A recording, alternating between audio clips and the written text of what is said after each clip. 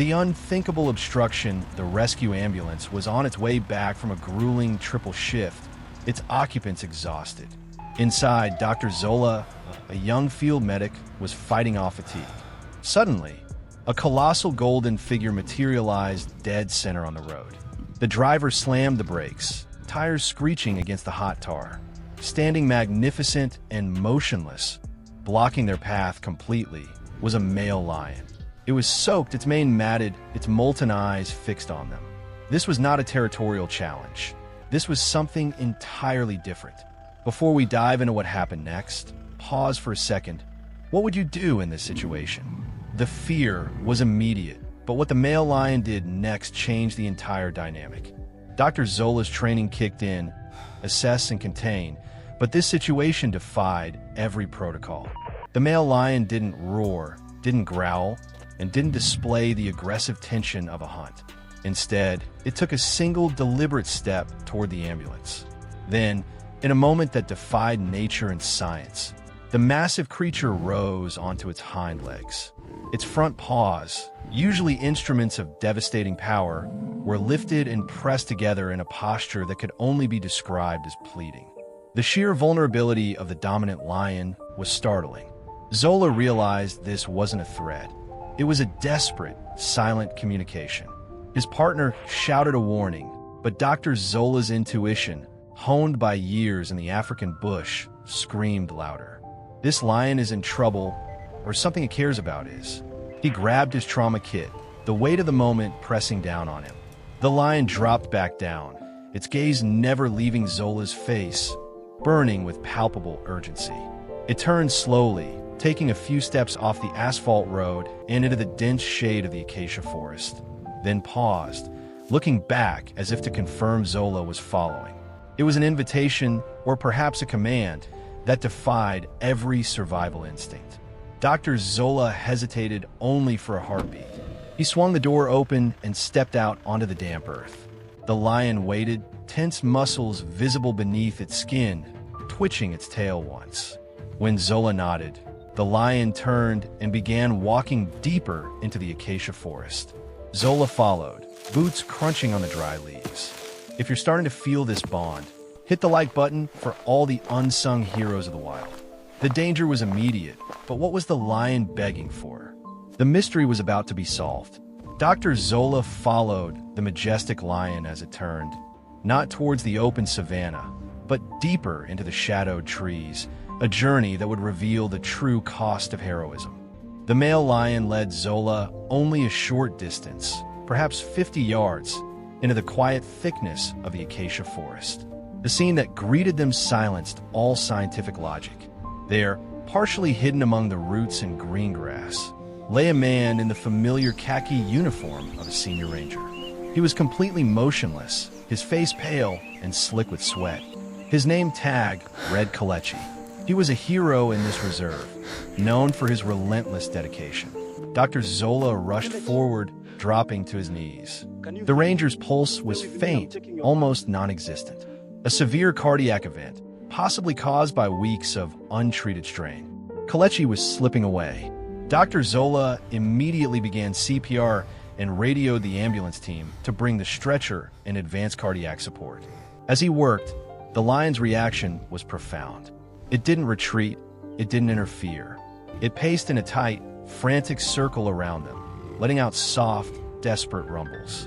Every time Zola paused, the lion lowered its massive head closer to Kelechi's chest, a silent, powerful urging to keep working. The lion became an intense sentinel, its very presence amplifying the life-or-death drama. This creature was not guarding prey. It was guarding a friend, demanding a rescue.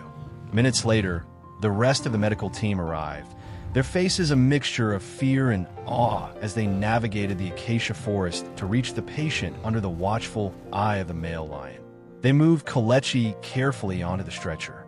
Share this video if you believe in the intelligence and empathy of the animal kingdom.